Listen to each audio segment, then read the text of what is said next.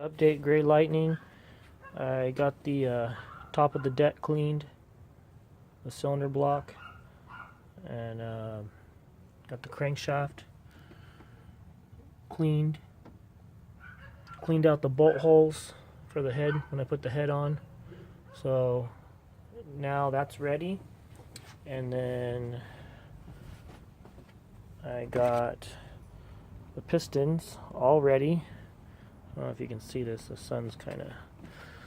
I'll get another shade here. Okay, so the piston rings are all in. Okay, now you want to chamfer them in different locations so you get a total seal so you don't get oil get past the rings. So see, this one here is the gap's open and meets with that oil ring, so I wouldn't run it like that. I'd move it over. But I'm not installing it yet, but I'm just showing you kind of what you would do. Same thing, top one, see it's in this corner here. Okay, so now I'm going to put the bearings on the rods, and then I will be ready now, finally, to install the pistons. And then on these ones, it's got that dot. This goes towards the front of the engine, and the front of the engine's over here. 1, 2, 3, and 4. And there's the transmission. So I have them labeled number 1, 2, 3, and 4 on the rods. Okay, so number 1's going to go here.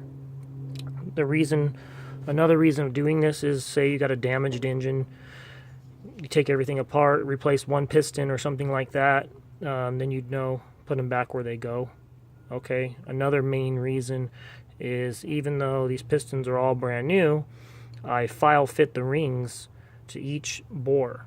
So on this car you want 10 thousandths to 30 thousandths ring gap. If it's too tight, which pretty much all the top rings were too tight, and what will happen is when it runs and warms up, the top of the piston ring will bind, and then basically what it'll do is it'll lift and then it rips the top of the piston off, and you'd get some stuff like this.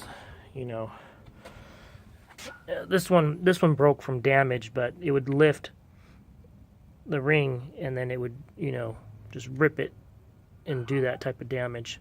But this is the bottom, it would do it towards the top. So that's the update. Gonna eat some lunch, and I'll get these pistons put in today, and I'll give you another update. And the head's already ready. I don't remember if I showed you guys, but if I didn't, I'll show you again. It's all ready, clean,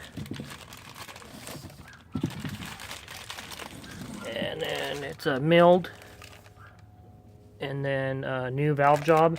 And the reason why this engine damaged was the valve guides on the intake. These are the intake, these are exhaust valves, fall out. So that's what caused the damage. Remember back when I first took it apart, this was like all these major craters, and they still look like some, but that has nothing to do with the sealing of the head gasket. It still has plenty of material to seal, because when the piston is, when this head is installed onto the block, the piston actually is bigger than just this little, you know, this is like a more of a half moon shape. So the piston's physically larger into this area, so the head gasket seals right in this area. So this has no affecting of the way the engine's going to run. Okay, deburred it a little bit so it doesn't get any hot spots.